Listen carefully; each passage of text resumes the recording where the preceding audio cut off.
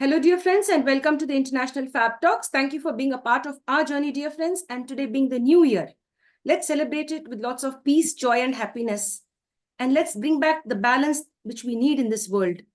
No war and more of happiness, more of peace. And friends, we have a wonderful guest joining us all the way from Chennai, a person who's been giving his time and energy to save lives. And apart from that, we'd like to know more about our special celebrity. He is Dr. J S Rajkumar, also called with love JSR, Dr. JSR. Hello, sir, and welcome to the session. Hello, Andrea, and it's great to be here at International Fab Talks. Nice feeling to be the first or opening batsman of 2024. Thank you very much, sir. My dear friends, if you would want to know more about who our celebrity is, you just have to wait for a second.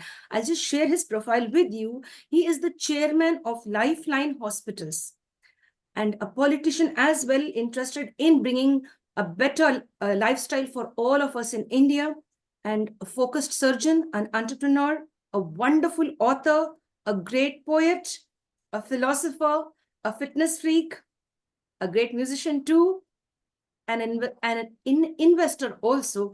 Apart from that, I'd like to share more about our special celebrity in a very official way. Sir, with your permission, I go ahead and share your profile.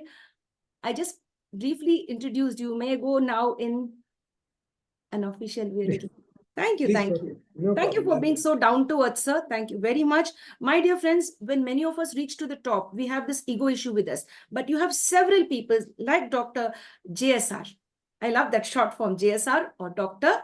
JS Rajkumar. He is a very down-to-earth person. You could connect with him. And there are several people who have been speaking positively about this special doctor. And yes, we need such leaders for our country who are approachable. And that's what we are looking for in a leader, approachability, who could understand what the common man really wants. It's not that being like all to yourself. It is giving back to the society in a positive way. And as a doctor, sir has done his very best. Let us know more about as to what his passion is. First, let me introduce him officially now. He is Dr. J S Rajkumar. As a studious and enthusiastic medical student, he won consecutive gold medals throughout his academic life as when he was a student. He was fondly also called with love. Till today, he's also called as Dr. JSR by his friends. And Dr. JSR's heady mixture of leadership created an arena that is passionate, fast-paced, very competitive, and above all, whenever you talk to sir, sir is never dull. He's also always putting energy into the person who is feeling low and dull. So that's the best part of sir. And this is what we look for leaders today. Not to give us boring speeches, not to bore us, but to really bring back balance in our life and beauty. Sir loves life and ask me why he has a lust for life. What is this lust for life? Loving life and accepting the challenges of everyday life. The colors of life appeals to sir. And that's a beautiful way to live life. Living up to his own style, he started his medical practice immediately after completing his academics. He is one of the selected few to be a part of the first Indian liver transplant team at Apollo in Chennai. And in the year 1997, Dr. J S Rajkumar opened his first RIGID hospital, Private Limited in Chennai, and expanded it into LIMA, Lifeline Institute of Minimal Access, a few years later. He successfully carried out stem cell therapy on paraplegic, if I'm getting that right, if I pronounced it well, who is now walking and, thank you, sir, who is now walking and living a healthy life. This is the first success story in India and the second in the world, my dear friends. He has successfully treated 30,000 plus patients till date, and the count is still going. And after 30 years of hard work, 30 years, you never believe, sir is really so, he's a fitness freak. So we cannot identify that, yes, sir is like, has given 30 years of hard work. So I just thought like, sir, you are just 30 to 35 years in that range. But when you say 30 years of hard work, yes, it means a lot, putting in your time and energy. Dr. J S Rajkumar has also succeeded in building up LIMA, a large healthline institute. And LIMA serves the Asian market with an ever-increasing international presence in the MENA region. That is MENA. Dr. JSR makes full use of his charisma. When you are a charismatic person, you will succeed in every field, be it medical field, be it, connecting with people as a leader, or be it just a common human being, a normal person. You have to have that charisma to connect with people. And he is a very charismatic person. He also is into painting. He loves painting, writing, and connecting with people. And when he connects with his staff and when he connects with his patients, he's a very patient doctor, the patient-friendly doctor. All the patients love him for the way he connects with them in a very polite and compassionate way. But when it comes to managing a huge institution, medical institution, like for example, LIMA, you have to have rules in place. You have to have perfectionism. And Sir focuses on all of that, bringing a beautiful balance in the lives of many people. And today, LIMA is known for infusing technology in performing keyhole surgical procedures for the benefit of patients. In the last 3 years, LIMA has also imparted training to more than 200 skilled keyhole surgeons. What is keyhole? That is laparoscopy. We'll get to know more about that. And Sir loves to be very, very passionate about whatever he does. And what I like about our special celebrity is wanting to give back to the society in a much larger way, reaching out to people in a bigger way. So we really love to see a leader like that, wanting to transform lives, wanting to empower people, wanting to focus on the youth of India. Dear Sir, you're now somebody like magical to us from the medical field. You're here with us, and I really thank you for being so down to earth and accepting the invitation to the International Fab Talks. Thank you very much. We just would like to go further and get to know more about the magician in you. As to you love life, you love all the colors. You say life is beautiful and you enjoy life.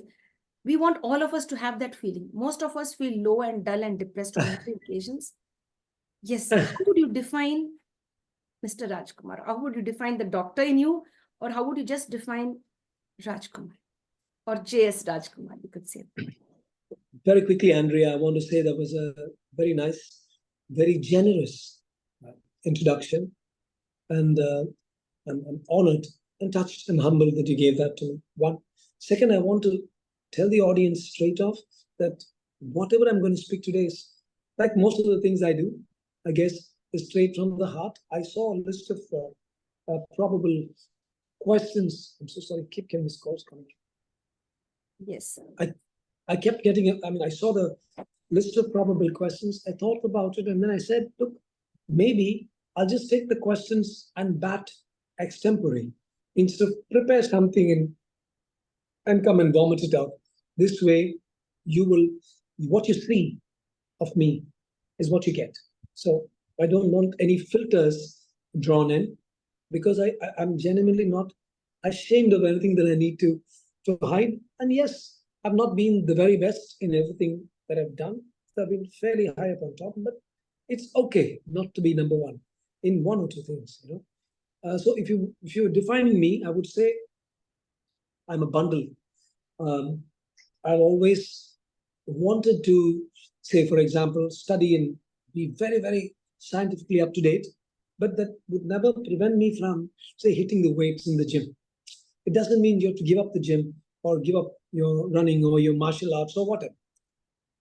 And similarly, I used to really enjoy music, but it doesn't mean that you can't dance occasionally, or it doesn't mean that you can't read occasionally, or write occasionally. Not read occasionally, read like crazy. One of my addictions, I know that Tamil Nadu is full of addictions. Bharatiyar said very beautifully, "Paarukulle nalla naadu." That means in the world, our particular Tamil Nadu is a glorious little land. But currently, when I look around, I'm seeing it's almost like they misheard him. And it's Baarukulle nalla naadu. The whole Tamil Nadu is inside a bar. And you know what it's called, smack everywhere. So anyway, like these addictions, for me right now, my current addiction is this app called Blinklist, where I like to read 5 or 10 books every day. These books are curated so that you can finish one book in 10, 12 minutes. It'll be written there, this book, 12 minutes of reading approximately. Most of the time, in 5, 6 minutes, it's possible to finish one book. So early morning, I feel very happy. You start the day by finishing off 10 books. So I'm a bundle of addictions, and I try to keep the addictions very positive addictions that will make me a better person, give me more knowledge, allow me to help the world, and not necessarily sensory indulgences. I mean, I'm not saying anything against anyone. Anyone's, it's their own life to go there and to have a drink every evening or whatever. But I try not to go for the sensory indulgences, and I tell people, you choose delayed gratification. It's like working out. Nobody's going to work out and get solid muscles or curves in one day. You have to do that for some months. And or if you're playing a game, you have to get the feel of the game, get the court sense. It's all going to take some time. So also my advice to people is take healthy addictions and invest time and energy in them. So that's me. I guess it's a bundle of a lot of things.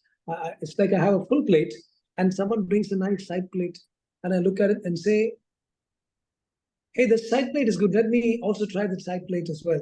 So like that, whatever I see in life, I'm sorry, I'm just getting calls.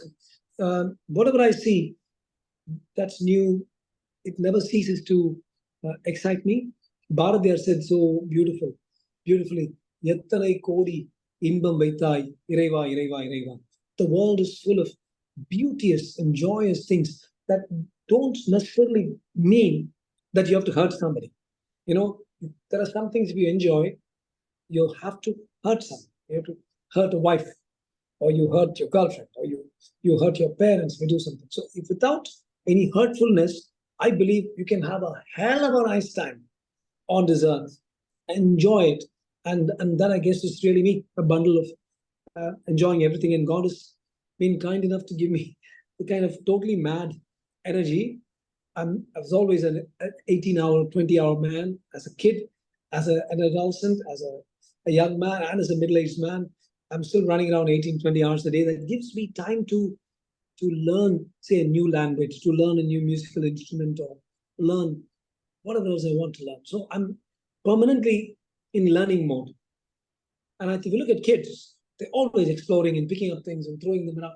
They're always learning and playing. So for me, my life is constantly full of learning and playing. Yeah, as you grow older, some of the learning and playing has a tendency to hurt somebody. Without hurting anyone, if you can learn and play, go for it. And that's my policy in life. Beautiful, sir. I love the way you focused on positive addictions. Friends, we have to learn this, to pick up those types of things or those type of activities that really give out the positivity in ourselves and around us. It should spread positivity. I really like that. And I like your energy levels as a youngster, as an adolescent, as a youth, as a middle-aged person. All of us should have that. You know, when we reach a certain age, we forget that we have the inner child in us. We forget that, and we start draining ourselves and going into, into the grind of Absolutely. The pain of life, the reality of life. Yes, life is there, but still don't forget the inner child in you. And as sir has mentioned just now, as you mentioned, sir, to focus on learning something every time. Keep yourself busy. Do not be just monotonous. Do something new. Connect with new people. It could be sports, and it could be games, or it could be just anything. As you said, my plate is full. And yes, if somebody has something over there looking good and say, I would like to learn that. So that's really nice. You should really be all of that. And even I do that. I really appreciate people who I meet like this. Yes, if somebody is doing something new, let me to try it out. And you say, yes, exactly. That's really nice. That's like enjoying life to the fullest. Absolutely. Yes, this is one life, and we all should really enjoy it to the fullest in the right sense and in the right way. Be a child, be an adolescent, be all of that, but at the same time mature, because we get a clear message from you, sir. Don't hurt anybody. You play, you do whatever you want, but see that you don't hurt other people's sentiments. That's a beautiful message. Yes, I just like to ask you, what inspired you to become a doctor, or who was the inspiration behind you to make you enter into the medical field first?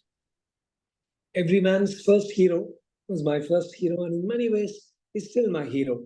My dad and my grandfather, both were my heroes. My grandfather I never got to meet, but he was a really great human being who lived for the world. He died early, unfortunately, when my father was 17. But in my book of heroes that I've written about Bhagat Singh and Shivaji Maratha, I have written the short story of my grandfather's life.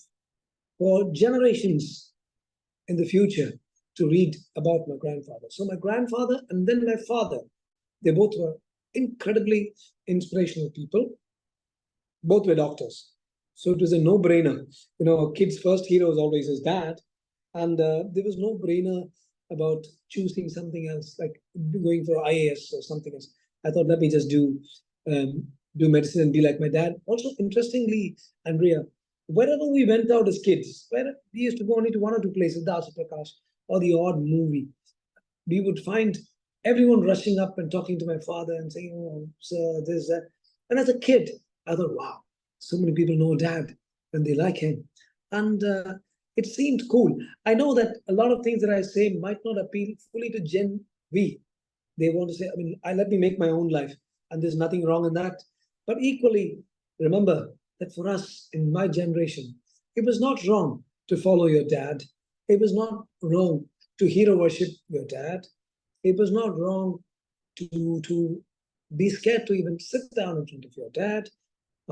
I don't regret any of those things. They may seem a little uncool to some of the teenagers, but if I had to live my life over again, I would respect my dad equally. Not just respect, we guys had a little bit of fear because we used to get whacked as kids. So yes, but I would live my life the same way. I have no regrets as far as my father is concerned. And that is why I got into medicine. Indeed, Andrea, you won't believe. My father got the form. He filled up because I got a state rank. So I knew that I would get whichever college I got in. I think I was second in the state or something. So I knew I would get whichever college. So he only put Madras Medical College, Madras Medical College. There were 5 options. My father filled up the same college for all the 5 options. And he filled up the whole form.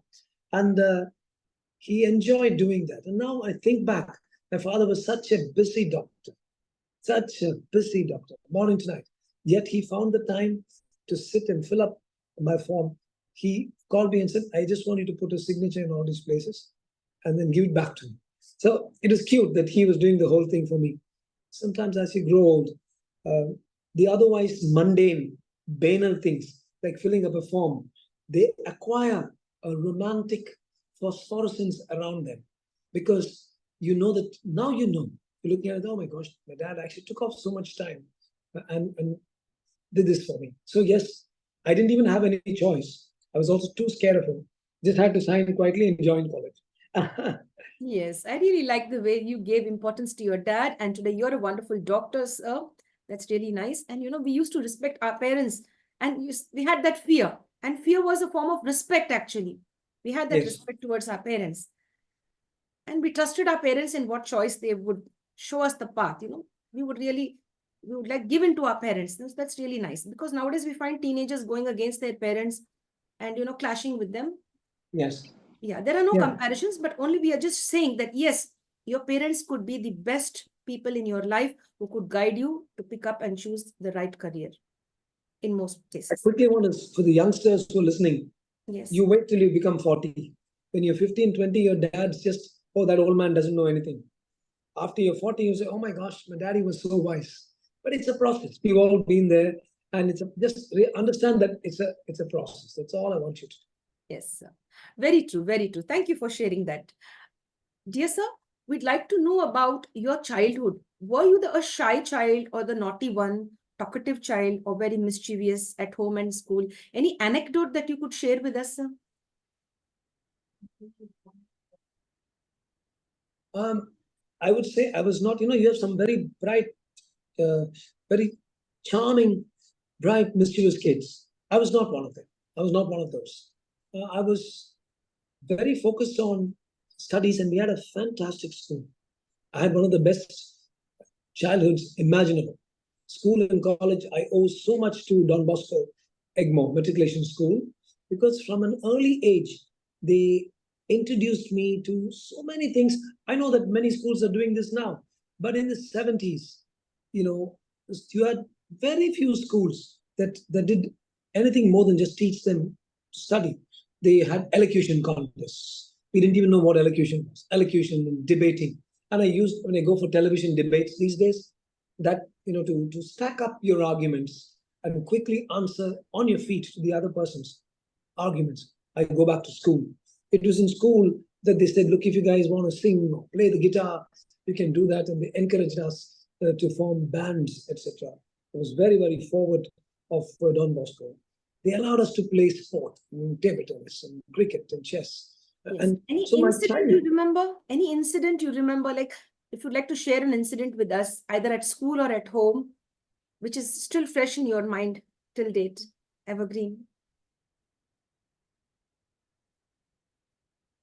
so I remember that as a kid, on the second or third day of going into third standard, going into fifth standard, into primary school, just finishing primary school, a complete stranger, it was raining, I had a raincoat.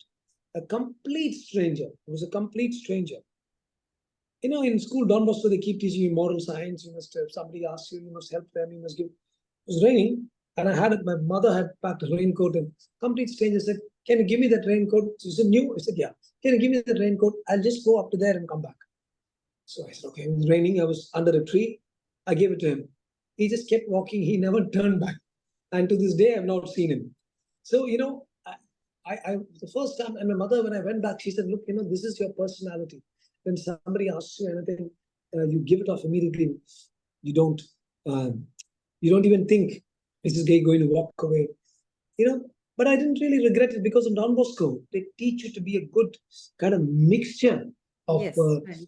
of you know, of a real good all-rounder. And you won't believe, even today, we all left Don Bosco in 1978. So it's now 40, 45 years since we left school, since we finished school. And still when we all meet and chat and play, we just go back. It's a principle in psychology called regression. We go back to that young age. And we have such a great time. So I can never thank Don Bosco enough. And Don Bosco helped us we learned the Bible almost by heart.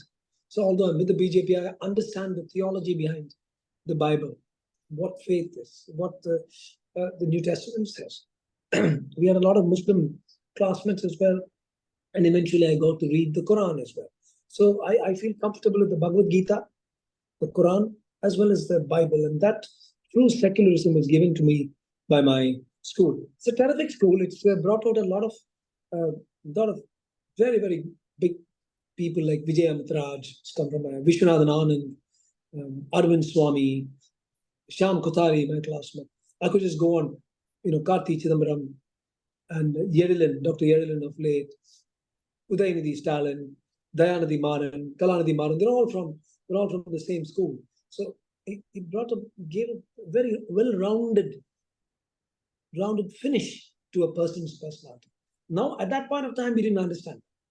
We just make fun of the fathers and give names to call each teacher some Sote, Buddhi, stuff like that. But now I think back and I'm ever grateful to this wonderful school and its wonderful principles that it taught us.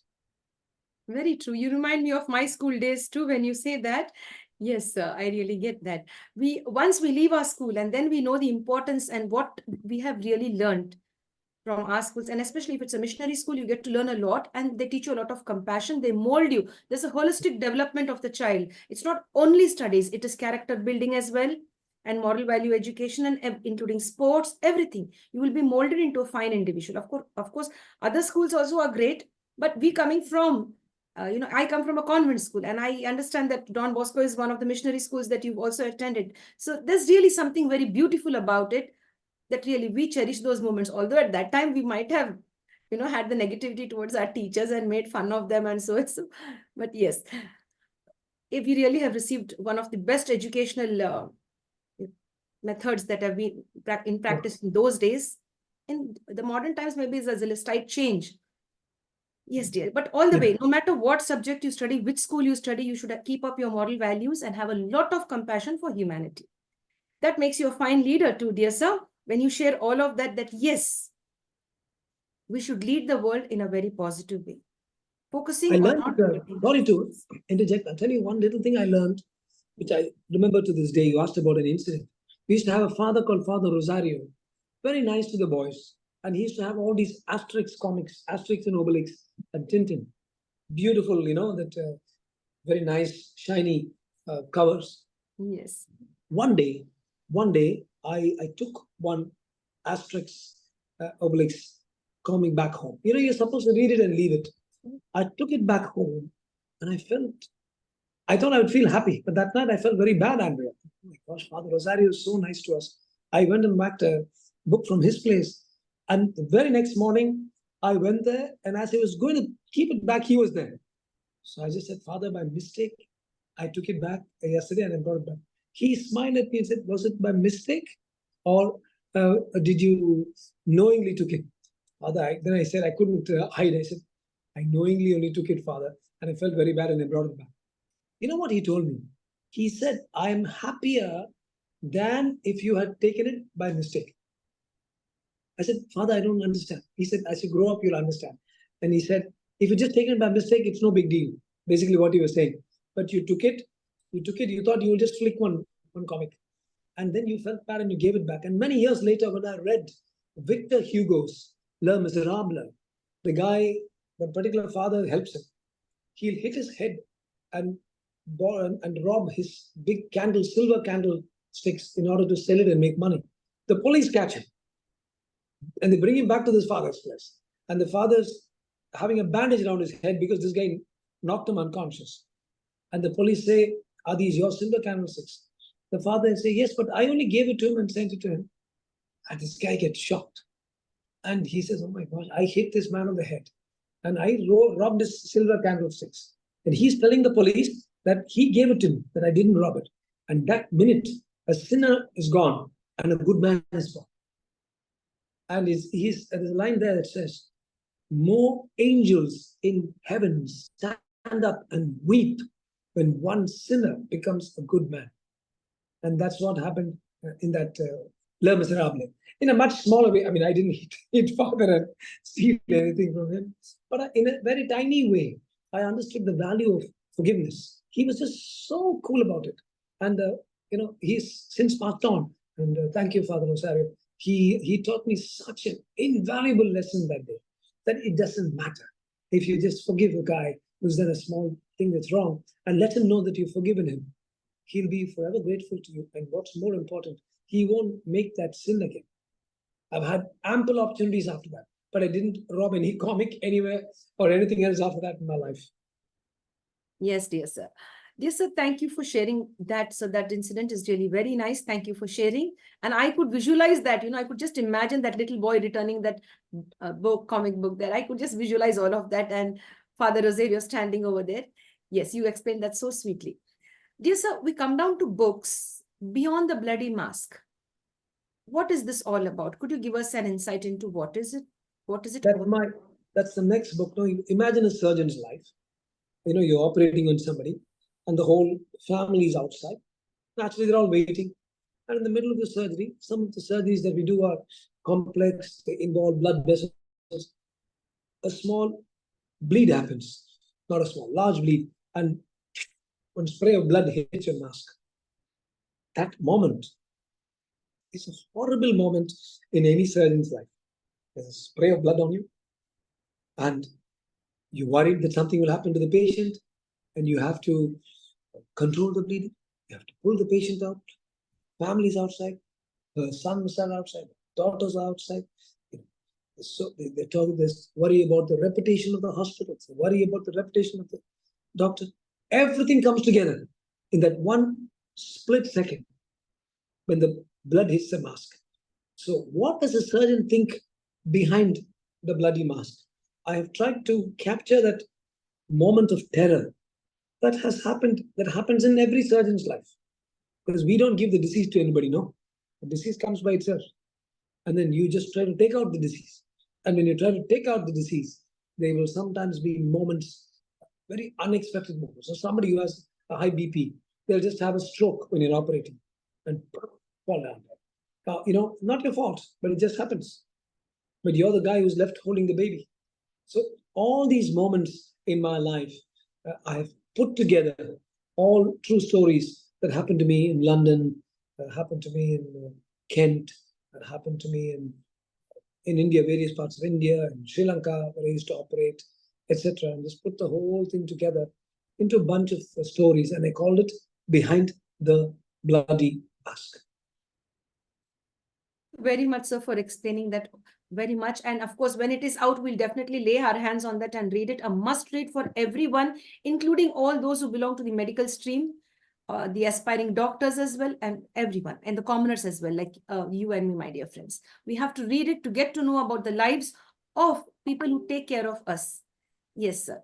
Dear sir, how would you want to be remembered in this world? And why should people remember you? So why should people remember us? Deep inside every man is the need to be accepted by the present and by the future. See, we cannot be accepted by the past because what's over is over. But it is our deeds now that make the present around us accept us. And hopefully the future as well. So it's a very inborn, deep desire in every human being. All right. Now many people, like my son, asks me, what will it matter to you when you're gone? You're not going to be around. So at that point of time, what will it matter? And I have no real answer for that. But I'm just subserving a very basic human desire to, number one, want to make a difference all around, and two, to want to be remembered for the right things. So what do I want to be remembered as? If you ask me in one word in Tamil, I will say there's a beautiful Tamil word called Sandron. Sandron doesn't necessarily mean Selvandan or rich man. It doesn't mean Veeran or brave man. It means a good judicious combination of a multiple set of qualities that make a man wanted in the village. And that is why there's a beautiful Tirukural that says, ஈன்ற பொழுதில் பெரிது உவக்கும் தன் மகனை சான்றோன் என கேட்ட தாய். Even more than the moment of delivery of the baby boy, when in those days, Tiruvalluvar wrote it in the 2nd century. In those days, when you gave birth to a boy, a woman, when she gave birth to a boy, it was a moment of joy. Oh, thank God, I've given birth to a son. I think that's being very chauvinistic, but we lived in chauvinistic times, and we still live in chauvinistic times with people saying, I want a boy, I want a boy. I can't believe that's rubbish. Rubbish. You want new gen, you want Gen V, you want to think differently. Men and women are the same, and you should be happy that God gave me a daughter and be happy with them. I want a boy, I want a boy. I don't understand that. But those days, they wanted it, and the woman was very happy and relieved when she gave birth to a boy. But they say she is truly more relieved and happier than that moment when she hears that her son is being revered as a Sandro. So yes, if God appeared today and said, what would you want to be remembered as? My answer would not be, I want to be remembered as the richest man, or as the most good-looking man, or the guy who made the most movies, or anything. I would say I want to be remembered as a Sandro, as a man who made a positive difference to the world around him. How I do it, God has to show. But I want to make that difference, and we will discuss about it. I have some ideas, and God willing, they will come through. Yeah. Yes, definitely, sir. Definitely, sir.